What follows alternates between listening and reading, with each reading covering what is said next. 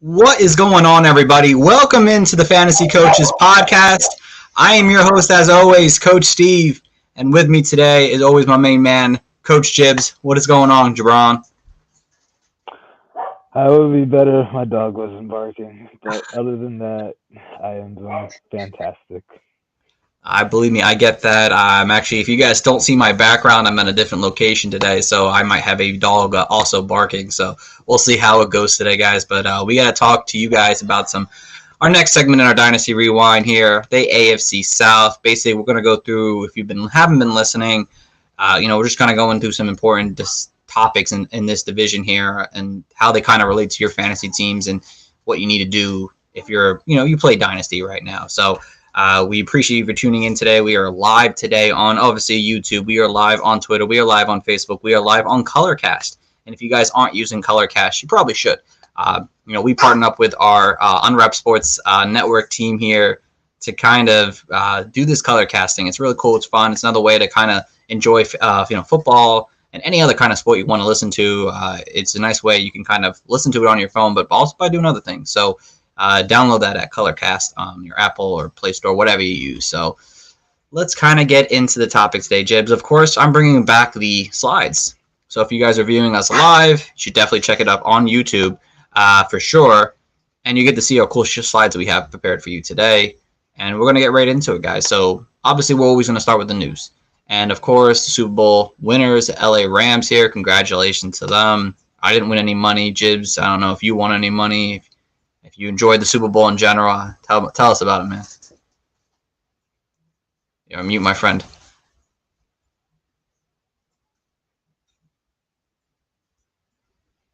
Well, while Jibbs figures out his mute button situation, guys, the Super Bowl, it was pretty good.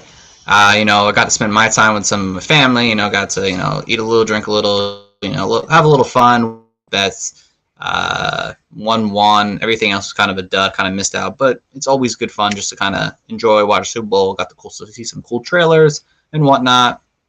Definitely a really cool time on that. So going over the next topic, obviously, if you did watch the Super Bowl, guys, you know that Odell Beckham did leave with an injury and he has a torn ACL. That is the second time he's done that in the last 3 years now.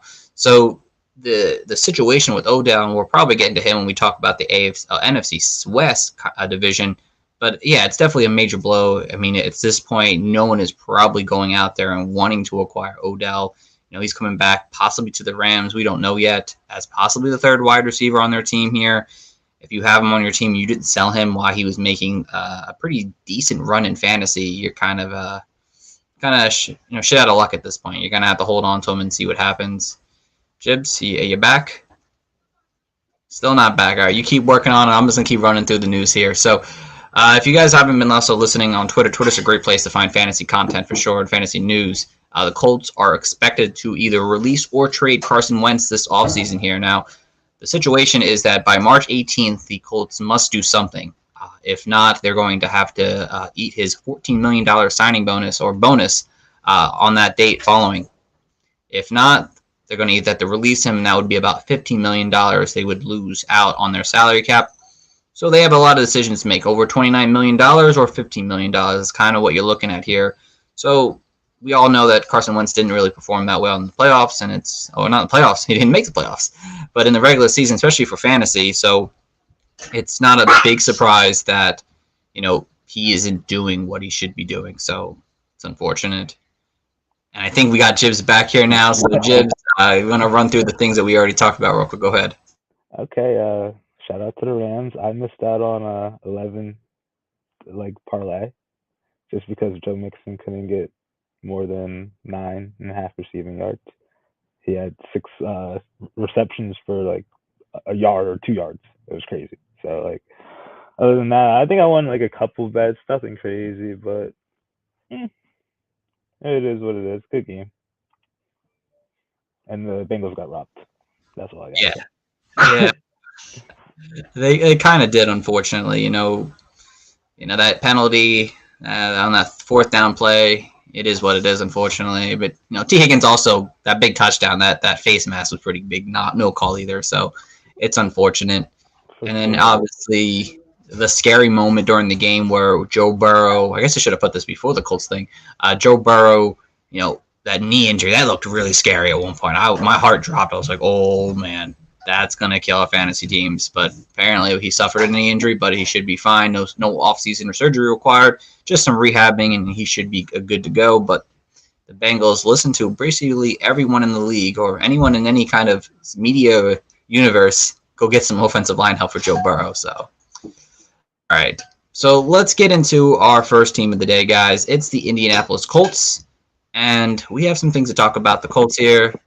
And, of course, it's Carson Wentz. So I didn't get into too much with Carson Wentz, or maybe I did personally, but you didn't, Jibs. So with Carson Wentz, now that this recent news, what do you expect out of Carson Wentz moving forward? Do you expect him to see another starting gig next season here, or are we you lost your chance with Carson Wentz and now you have a guy who would be a backup or maybe not even play in the NFL next year? I think he's starting to trend towards a premier or legit backup quarterback. I think the league in general, and they're low on him regardless.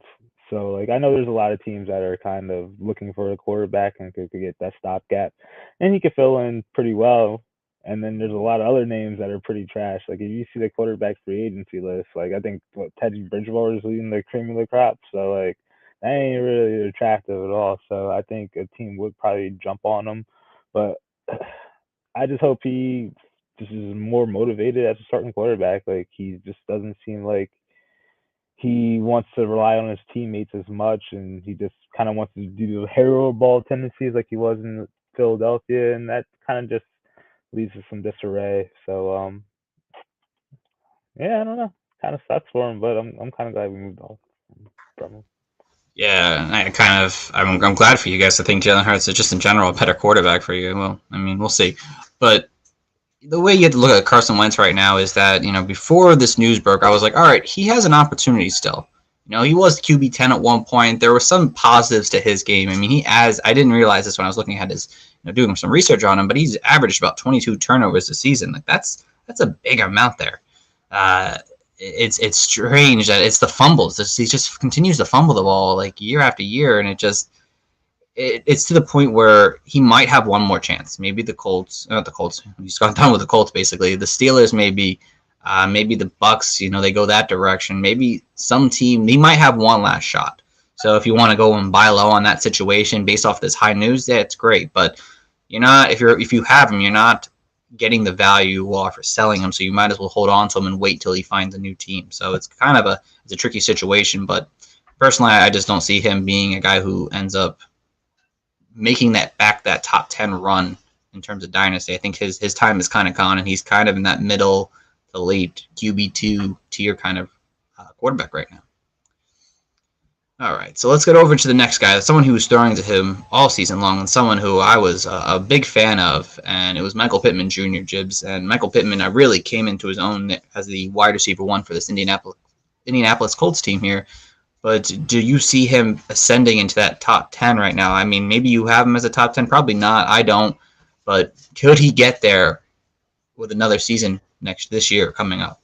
I think he could definitely build on his slate from what he did last year and progress more towards, a top 15 position in my mind as a wide receiver. But, yeah, I liked his opportunity because T.Y. Hilton kind of showed the decline this year. You also seen old reliable pieces like Jack Doyle and whatnot just not be good on a consistent basis. The only thing that kind of worries me is their kind of offensive philosophy and how they, I don't know if it was a Carson Wentz thing, but they like to spread the ball out, and that could get tricky some. But obviously Michael Pittman is the lead guy there. I don't think T.Y. has much left on his threads. Zach Pascal and what was it, Dublin or whatever. Doolin, I don't think they're going to be much big threats, even if a new quarterback comes into the situation. So I like Michael Pittman as a value, and I don't really see him having a change of quarterback deter his 2022 outlook. Yeah, I'm kind of right there with you with Michael Pittman Jr. right now. Honestly, I'm still trying to acquire him as many places as I can. I know his quarterback situation is very unknown at the moment here. It's unfortunate for a guy who's so talented. He had to deal with, ending Phillip Rivers, up and down Carson Wentz, and then I don't know. I mean, who's going to be the next guy that comes in there? That's going to be the big question here. And then we'll find out, obviously, somewhat over this offseason and likely before the NFL draft. So we'll see how that works. But I think he has the talent to get there. And it just depends on who the quarterback situation is. I mean, it would be really wild if a guy like Aaron Rodgers ends up going there and they find a way to get a couple more receivers there and they have Michael Pittman. But and he was someone who was building off his rookie year, and then he really came out this season here and took that big step here. And you saw when he had a quarterback that actually could throw the ball out and about. I mean, he was a top 10 wide receiver his first 9 games, and then the second half kind of came, and he just didn't get those touchdowns. And the Colts really didn't push the ball downfield. They were running with Jonathan Taylor all second half of the season here. So he still ended up having some pretty good outings. It just wasn't an outing where he scored a touchdown, so it made his stats look really low, but he's definitely someone who is going to be their number one target, guy who's going to probably see 130 targets next year, and hopefully they can find him a quarterback that works, but he's definitely someone who could reach that status there for sure. All right, so over to the next team on our list here. I didn't really have anything because I think we both can agree Jonathan Taylor is like the RB1 in Dynasty right now. Yeah, he's amazing. I don't think you could get him.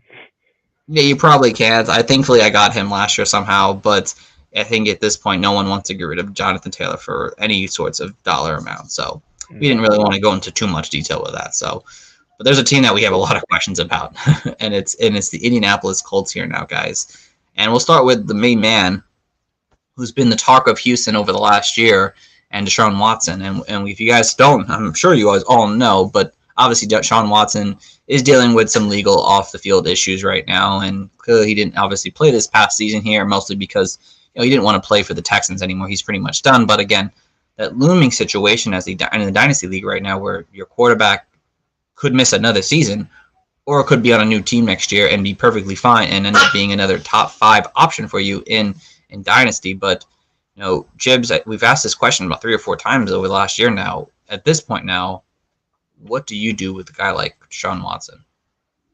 If you have him, hold him. That's what I'm saying. I don't know what the value is out there going for him right now. I know in the beginning of last season, when we were doing some startup Dynasty drafts, people were just going gun heavy, trying to just get him for cheap super flex starting option, even knowing the situation. I'll say even I guess 4th round or so, earlier, but then they kind of got back a couple rounds eventually. But Deshaun Watson, I wouldn't want him on my team, and I wouldn't want to try to go get him either because I just don't want to be rely on something good going, because I don't even think there's a lot of bad things going on with the situation, and I don't think there's a lot of good things that could come out for the outcome, and I just don't want a guy clogging up my bench. So, and I definitely get your point on that for sure. I know Milo agrees with you, but for me, it's I always want to take the best value for a player and sell it off that way. I hate selling low on a player, and unfortunately, this is a weird situation with Shaun Watson. I mean, if you guys haven't heard, at the end of January, there was an article that came out about his lawyer, and basically, they're still working on interviewing a bunch of, basically, I can't think of the legal term for some reason, but a bunch of women that accused Shaun Watson of these charges right now, and they're almost done. And his disposition is supposed to begin at the end of February, which basically means it's going to trial finally, and it's going to come up with some kind of decision here. So we might actually find out before the league year, maybe before the draft, possibly, about Deshaun Watson, whether or not he's going to be a quarterback or not at this point. And I feel like if you're going to give up Shaun Watson, you still want to get at least a first. I think at minimum that's what you should get. You might be only able to get a first from the player, especially maybe a rebuilding team that might have taken the shot on Shaun Watson.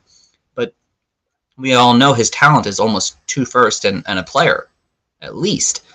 So it's really up to you and how you feel about your dynasty team. If you want to give up a guy with a ton of potential, but obviously a ton of risk, that's kind of the way I see it right now. So for me personally, I'm holding Shaun Watson, and I'm taking that risk there. But if you want to get out of it, at least try to get a late first back out of it if you can, and hope that you can convince your other league mates that, hey, he gets a chance to play. This is the risk about giving up a first round pick for him. You might be able to get away with the first out of him. So it's kind of why I Be a see it. politician. Yeah, be a politician. State your case as much as you can because Shaun Watson's going to have to. So, all right, over to his replacement in Houston, Davis Mills. And Davis Mills, fourth round pick out of the 2021 draft. It was actually the Houston Texans' first pick in the entire draft because they didn't have the first three picks thanks to them going to Miami. Davis Mills had kind of pretty much up and down start to his career so far in his rookie season, but is he somebody that's intriguing to maybe go out and buy on the low right now, Chips? I don't think so. I don't think he has. I think he's interesting. Like if you're trying to get like a cheap option in a super flex league, one QB league's probably not. But if he could get the starting job for 2 years, I think you kind of can make out on getting a little buy low opportunity on him. But I just don't know. Like this is all like how you feel about the situation in Houston, and like Lovie Smith's been a head coach 2 times already in this NFL league, and like you don't really get that many chances. So this is his third rodeo, and he is with the upstart Texans, who have been like kind of the model franchise of his like dysfunction in like the last couple of years. So I don't know if he's gonna like lean on him per se for like the short term. I guess short term being like a year or so, a year or two, but he's an interesting cat though. Like he proved it in the last stretch of the season. Like, I know we were talking about him on the waiver wire. He was performing, so give him like another couple of starts and maybe a whole season, he could probably be a quarterback that we're talking about like in a mid QB2 range, given the opportunity that he has and the garbage time available for him. Yeah, no, I get your point. It's definitely not a big, like, oh my God, I want to go out there and get Davis Mills situation, but there's definitely a part where getting him for like a second round pick, if you're in a super flex league, makes somewhat sense. He's going to start quarterback next year. Like he's probably going to be. There's no doubt they need to give him an opportunity. I don't think Houston's has the talent around him to go out and say, let's go get another quarterback right now, where Mills showed us enough at the end of the season. I mean, again, he was a top 10 QB the final 5 weeks of the season here. He showed us something. He cut down on the turnovers. He had more 300-yard games. He had a couple not double-digit, but 2+ touchdown games. He had some moments to him. So if you're looking for a quarterback to take a low risk but possibly high upside, or at least moderate upside, I think Davis Mills gives that opportunity for you. You would have to assume Houston's going to go out and get better talent overall in the offense. It might not be, like Devontae Adams or anything like that, but you're going to get better talent than what you saw this year. It just won't be Brandon Cooks this coming season here, and a couple other guys we'll mention in a minute here now. But there's possibility for him to be somewhat of a reliable quarterback. I would be so shocked at this point if Houston takes a quarterback in the first round of this draft here. They have so many of these. They spent the pick on him. Let him give him the opportunity to be the guy. So. All right, and then the next one here is another rookie, and I actually went with two here, Jibs. And I don't know how much you know about Brevin Jordan personally, but you had to come up with something for Houston to be talking about them. But and I guess in a tight end premium leagues where they get extra points or whatever it may be, you need just a tight end in general. Tight ends are a dime a dozen.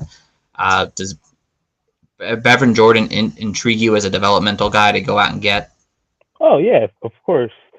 Just think of like the tight end situation in Houston. They have like some old cats there, and I know they do get utilized well. It's just that they just like the Miami situation, there's just a bunch of them. So I think Brevin Jordan definitely came on later in the season. Like you see the stats right there, and he can be a guy that Davis Mills could be relying on. Like I know they also had like another younger guy. It was Khalil Waring or something. I don't know if he's still on the team anymore, but he might have been on the IR if I'm not mistaken. Maybe on the IR. So like we'll see what happens with him too, and like how that will like change the situation with the tight end room. But I like what I saw. I mean, he's a big tight end, and he can be utilized in the red zone. And Nico Collins, yes, like you were beating the drum pretty hard on him in the offseason last year, and he showed up last year, and especially late. So I'm sad I sold on him mid-season for I think I don't know what I sold him for. I'm gonna have to look it up, but you can go on and tell the audience about some Nico. Yeah, so these guys, I think they're good buy low options. Obviously, there's a ton of opportunity for Houston's passing offense here, and both these guys could have opportunity. Pittman Jordan was that developmental guy who was very athletic, someone who produced really well in college. I think he had like 500 yards in his 580 some yards in his senior year at Miami, and he was someone who was going to develop. He's not one of those like dual blocking tight ends guy. He's more of like an athletic, almost like a wide receiver. But he performed to some extent that showed us flashes like, hey, Houston needs a tight end, and they went out and got this guy with I believe it was their second pick in the draft here, and he could be someone that ends up, taking another step in his development this coming season here. I mean, Houston can't have Jordan Akins being their starting tight end again next year. It's just not obviously working with him. And Nico Collins, yeah, he didn't really see. He got hurt at some point, so he missed a bunch of time here. So his development kind of got delayed here. But and like Jib said, he showed some flashes at the end of the season that gives him the opportunity. And I think both these guys for late third round picks in general might be able to be worth going out there and grabbing. Again, third round picks are a dime a dozen. I mean, these guys are in the NFL and possibly seeing opportunity in 22. It's worth taking a shot on. I sold him for a second round pick and Randall Cobb before the season started. A second round pick's not horrible. I mean, you got better value out of it. Top second round pick, so that's even better. We drafted him probably mid third or so. Yeah, probably. That's good value at the time for him. So yeah, I mean, we'll see if that backfires in the future, but for right now, it's a good deal. Loving some Cobb. Oh, yeah. All right. So over to the next team here. It's the Tennessee Titans. And the Tennessee Titans, what can they say? First round knockout. But we got to talk about some of their star players here because they definitely didn't live up to the expectation that we all had going into the season here for sure. And it begins with Ryan Tannehill. While he finished as QB 13, it didn't really feel like we had the Ryan Tannehill we had the last year and a half at Tennessee. It wasn't someone I was like, this year I was like, oh, Ryan Tannehill really helped me win my week here. Like he did that in the past, but this year was different. It didn't feel like he was really helpful to a lot of fantasy owners. And I don't know about you, we've seen him his time in Miami where he was kind of back then was mediocre, and now he went to Tennessee and was kind of above average. Where do you see Tannehill moving forward right now?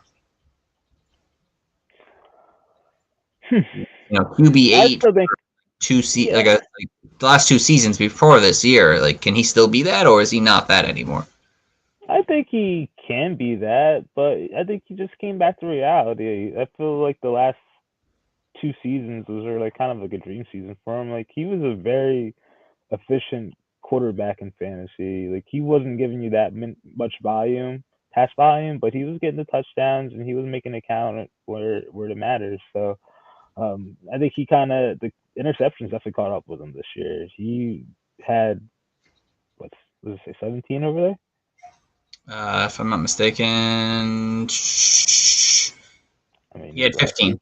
15 interceptions, which is more than he had. That's basically two times what he had last year. He had 7 in 2020. So I just think that caught up with him, and then he just didn't get lucky with the touchdowns. He had Derrick Henry basically clawing and grabbing so many touchdowns before he got injured in Week 10, and then after that, he basically was kind of left short with A.J. Brown and Julio Jones being out of the lineup either simultaneously or just alternating at times. So he just got kind of unlucky with that. I know the playoffs is the playoffs, and that was just a horrendous showing, and he deserves to be kind of goated for that. But I think Ryan Tannehill is going to be exactly where he's at. He's going to be that fringe QB starting quarterback that you're going to be wanting on your fantasy roster, and that's that. Right. I don't think anything changes for the situation. All right. I think he's still that guy we saw last year, like that fringe guy, like you mentioned here. And you saw early on in the season he was QB10. I mean, it didn't feel like he was QB10, but he was QB10. And, he dealt with situations all season. You lose Derrick Henry. That's a big blow, The offense ran through Derrick Henry with Ryan Tannehill being efficient. It kind of went away with Ryan Tannehill just stopped being efficient, and there was no Derrick Henry. And then, A.J. Brown, was kind of in and out of the lineup most of the season here. Julio was definitely in and out all season long. If these guys come back healthy next year, there's a good chance Ryan Tannehill kind of rebounds to what we saw in 2020 and part of 2019 then with this 2021 season here. And it's a good time to go out and buy Ryan Tannehill right now. I don't think he has the same value as he had a year ago. So this is the time to go out and get Tannehill before, the season really gets there. The Aaron Rodgers rumors, but I really... All right, so over to the king himself, Derrick Henry, and I had to get that Josh Norman truck photo in his slide here. So Derrick Henry, he broke his foot this season here. He did come back for the playoff game, which was a bonus, but he's going to be 28 years old here, Jibs. We all know about how running backs are. Older they get, basically they fall apart. But is he still can he still be an elite guy next year? He's someone. I'm sorry. No, go ahead. I still think he could be an elite guy next year, and I don't know if you want to go selling him off due to his age yet. I still think he still has maybe a season or two left, but if I'm like a rebuilding team, I'll definitely want to sell him off and try to recuperate some assets because he's still going to be valued as a high-end running back. But I'm not going to be trying to make any moves before the NFL draft and even after the NFL draft. I think I'd rather sell Derrick Henry in season where it's just he's that guy. He's putting up these stats, and you actually could get a feel on if there's actually any prospects from the draft that you like that you could actually have some good time evaluating on, and you could take chances on that rather than just kind of getting blind picks and doing it that way. So that's my opinion on Derrick Henry. If you're a contending team and you feel like you could get that one piece that could allow you to take that next step, hey, take a shot. But I know Derrick Henry is still going to be fetching a serious value, I think. Right, and I think with Derrick Henry, I think if you're trying to sell Derrick Henry, this isn't the time to do it. I have Derrick Henry. I traded for a bunch last season, kind of backfired, obviously, but people know the whole situation. He's 28 years old. He's coming off an injury. No one wants to buy and pay up for that. The best thing to do is obviously wait until the season starts and hope that he can regain that form. And he was doing that at 27 years old. He actually was on a career year through the first 8 games of the season, and it's only a year ago. It was pretty crazy, and he was on career pace for his passing too. He's had his best season was 28 targets. He had 20 through the first 8 games. He was on pace to break that.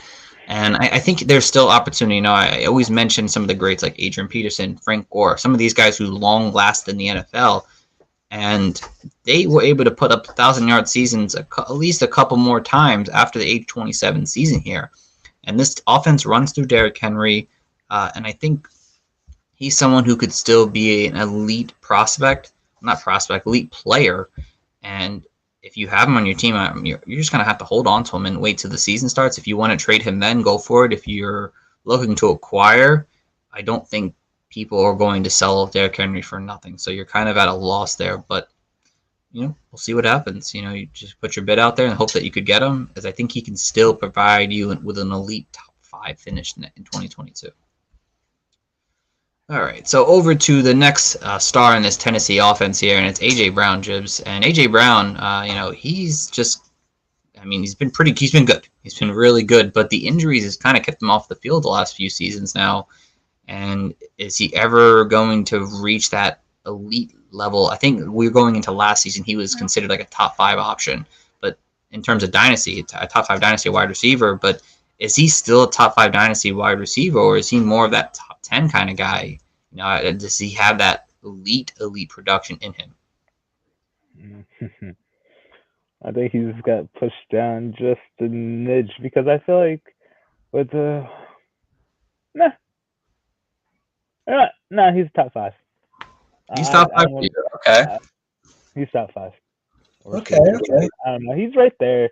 It's just the influx of wide receivers that have been incoming in this league have been just so fantastic over the last year, and I feel like there's so many of them, but you just got to nitpick about this guy's situation versus that guy's situation.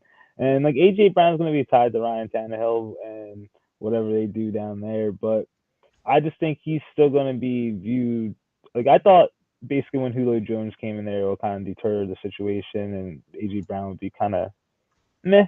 But he still showed that like even with Julio Jones on the field, whenever he was available and not leaving the game with a hamstring injury, that he could be a dominant force. We saw like in week I think 16, he had a monster performance during the fantasy playoffs. I remember that one, and I don't know. That's just how I feel about it. Like he's just gonna be tied to Ryan Tannehill. If Ryan Tannehill can have a better year next year, I think AJ Brown is gonna be dominant force because there's no one really much to be regarded in the Texans passing offense besides him when they're not handing it off to Henry.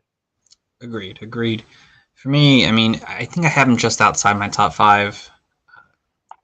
Like 6-7.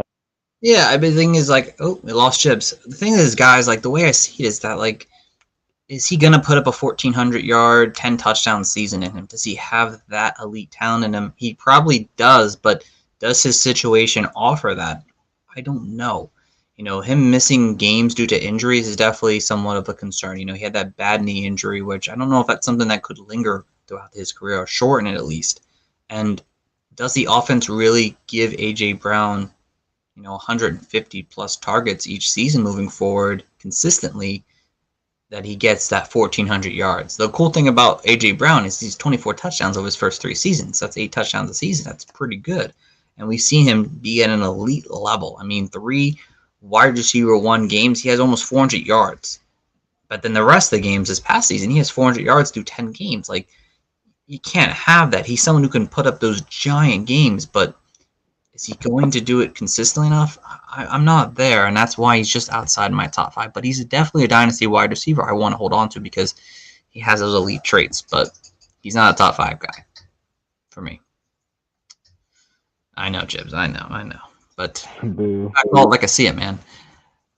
All right, so let's finish this thing up here today, and we got the last of our teams here, and it's the Jacksonville Jaguars here. And, of course, we got to talk about their star quarterback here, Trevor Lawrence. First overall pick. Didn't really have a great season. Could we throw that up to Urban Meyer? Maybe. But, Jibs, is Trevor Lawrence a QB you want in dynasties? He's someone like, I got to have Trevor Lawrence. That's not someone that you really want, but I think he could be someone that you could go out and get. I think Doug Peterson probably could turn it around for him. We saw him work with Carson Wentz and Nick Foles back in Philadelphia. And those guys perform admirably given the scenarios and whatnot. Carson Wentz was basically an MVP front runner for the 1 year. So I think even with the elite talent like Trevor Lawrence, I think he could get that situation all settled. I'm going to definitely chalk it up to Urban Meyer. And obviously, just the situation in Jacksonville hasn't been good. They didn't have any stabilization or nothing around them to kind of build with Trevor Lawrence. But they do have the number 1 pick again, so hopefully they can put some stuff in the cupboard and then get some supply for Trevor Lawrence and the defense, and then they could go out and be actually competitive football team moving forward. Like I don't think they're gonna go out and just be like a 7-win team out of this nowhere, but I think building baby steps and maybe a 5-win, 4-win team could be respectable. But I think Trevor Lawrence has. I think the situation is looking better than it was because it was a train wreck last year, just because they just didn't really rely on him and they didn't want to lead on him. Right, and I think a train wreck is somewhat of an understatement, honestly. I know our boy Perry at Unwrap, he just said I still want Trevor Lawrence in Dynasty. Well, if I had him, I would trade him to you, Perry. For the first off, I mean, I think Jibs, I think I mentioned this early on. I think if we go back and listen to one of our episodes, I mentioned I didn't believe that Trevor Lawrence was the generational type Andrew Luck talent here. I thought he was a good quarterback, but I didn't think he was a great quarterback. And, I liked other quarterbacks, Zach Wilson, of course, above him. And what I saw this year, and I'm hoping maybe it's just the Urban Meyer effect where it kind of ruined his first season. And hopefully he can kind of turn things around. I mean, his wide receivers didn't help him. He had 43 drops, first in the league here. You have, TJ Chark going down. You have Laviska Shenault playing, very mediocre. Marvin Jones wasn't himself. You lose James Robinson, Travis Etienne. there wasn't a lot to work with there. So hopefully all these guys will come back for the most part and be healthy. And maybe building some more weapons around, getting more weapons around Trevor Lawrence will make him into that better quarterback. See, my concerns were that his deep ball game wasn't really that great. I didn't think he could really push the ball downfield. That he was kind of relied more on his, his wide receivers and everything to really help him take that next step here. So for me, I'm not wanting to go out there and say, God, have Trevor Lawrence on my team. Like there are I think there's about at least 12 quarterbacks I'd rather have over him currently right now than go get Trevor Lawrence. But again, we'll see what happens. Maybe it was the Urban Meyer thing. Maybe that's what caused it again. And we'll kind of have to go from there on that. I think what old boy Perry said here, he said,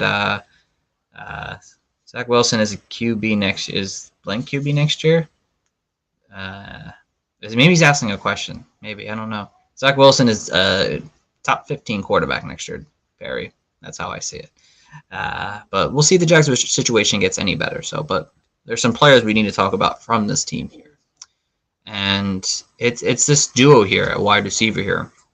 And this might be more of obviously their own individual dynasty takes. But, DJ Chark, great 2019. And then he hasn't been to that level. Laviska Shenault, everyone loved him going into this season here, thinking he was going to take the next step in his development, kind of shit the bed here. But which of these two wide receivers, Jibs, do you prefer moving forward? I want Chark. Why Chark? No, it's basically simple first, but I think with DJ Chark, he already shown that he could be a force, I guess a proven commodity in the fantasy or dynasty format. And there's already been trade rumors speculating with DJ Chark. That was even with the Ravens last year, right before the trade deadline. I know the Eagles are speculating on trying to get him as well. So I think he has more capital, and I think he could be in a new situation quicker than Laviska Shenault. Therefore, I want DJ Chark over Laviska Shenault primarily. Yeah, I'm somewhat on the same boat here. I think Chark is still the wide receiver I would prefer. I mean, because Lavisha's not leaving Jacksonville. Well, he's staying in Jacksonville. DJ Chark could move on. Now, if they both stay, I still probably want Chark. He was someone for three and a half games. He had 22 targets early on in the season. That's pretty impressive. He was clearly their wide receiver one early on in this year. Laviska Shenault, they just didn't use him right. And I don't remember if the Eagles had a guy they kind of used as a gadget play, back in when he was with the Eagles, Doug Peterson. I don't know if he had a guy that kind of moved him around, because that's what Laviska Shenault should be used as, kind of a guy who's used in the kind of like what Deebo Samuel is for the 49ers. That's how Laviska Shenault should be used, but he's not. Mm-hmm. I don't know if you remember from the Eagles time if there was a guy who was kind of a gadget guy. No, not necessarily. I know. No, not really. Yeah, so I don't know if Doug Peterson will know how to use Laviska Shenault, I think, in the way he really should be. He ran fewer carries this year. I mean, getting 0 touchdowns, I feel like that's such a hard feat in the NFL, especially with all the passing nowadays. But for me... sorry. No, go ahead. I'll go ahead. Okay. Well, another thing, why I'd rather have Chark over Shenault is, Etienne will be back next year. I know we're about to get into them moving forward, but I think that just him being there, too, could just kind of force, I guess, he'll get favored more in screen ones, I would think. And some of that short yard work, and I think just the running capability probably would just be shot out of it. So he'll have to be proven as a wide receiver if he wants to be utilized in fantasy. I think about this gadget dream is going to be over. Right, and that's a great point with Etienne. We will talk about him in a minute there. And I think that was my issue with Shenault this year, was that Etienne is there. He's going to be used in that role that Shenault is probably better suited for. So I'd rather take my chances on DJ Chark. I think you might be able to get both these guys for second-round picks at best, and I think I'd rather lean Chark on this one. So, all right, last but not least of the night, guys, it's the running back duo here. Both Travis Etienne and James Robinson will be back on this team next year, but can these two commingle well enough that they're going to be decent fantasy options for your dynasty teams moving forward? Do you believe that, Chibs? I don't believe that. I know Doug Peterson will probably want to utilize a multiple back system. And the new age NFL is just all about just kind of utilizing multiple running backs. You rarely see these workhorse running backs like Derrick Henry anymore. So, um, and it's just gonna be like the best case scenario, it could be like a Kareem Hunt and like a Nick Chubb situation. But like we even had to scratch our heads on that one too, because like you also see like the guy that we want to get the touchdown never happens. So like I think it's gonna be a headache. I really like don't get. I think I'd rather have Etienne obviously, but James Robinson could be useful next year, but I don't see it being like a really good situation. Well, I went back and looked at the 2017 Eagles Super Bowl roster here. 17, yes sir. 17, yes. And I'm looking back at the running back targets. It's very few in between for the season here. Very few in between. I think your highest one was Wendell Smallwood with 18 targets on the year. The window. Yes. So will these guys be able to work together? I don't know. I think James Robinson is being very undervalued still. He's been great the last 2 seasons. And I think, yes, Travis Etienne has his moments, but he's a pass-catching back. Personally, I believe he's a pass-catching back. I don't think he's someone that I really want to have as a workhorse back. I'd honestly be selling off Etienne if I can. If someone believes in that value, I'd be selling off. But I think James Robinson is the one you want still. I think Doug Peterson likes that ground and pound type where James Robinson can kind of ground and pound up the middle of the field, where Etienne, I feel like he was never that kind of guy. He was kind of that guy who could get to the outside and catch the ball in the backfield. And I think that will make both of them not anything better than low-end RB2s at best. But I think if you're looking for somebody, I lost my screen here. Well, it is what it is. I think Robinson is the one you want moving forward, but I don't believe both these guys can have high-end fantasy relevant value here. What's going on, Kyle? Thanks for joining in, buddy. I think it's going to be either or, and I think James Robinson is the guy that will benefit the most with the Peterson hiring. So it's the way I kind of see it. So, all right, Jibs, I think that's going to wrap us up for the night. Did you have anything else, man, you wanted to mention before we get going? Nah, you're done. Nah. I like it. Short. So many technical difficulties. I think I just need to take the L today.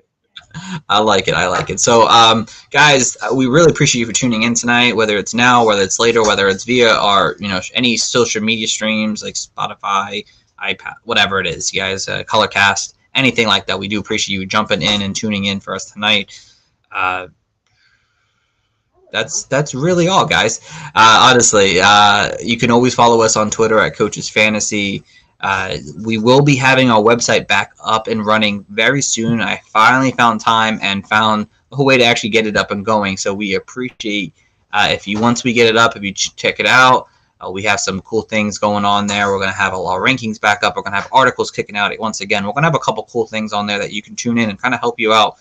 Do research on your fantasy teams and kind of see, instead of you doing it yourself, come to the coaches and we'll help you out. We'll get you a game plan ready. So, as always, guys, thanks for tuning in. And tune in until next Monday. We'll be back talking the AFC West next time. So, thank you guys for listening. Tune in until next time, guys. Have a good one.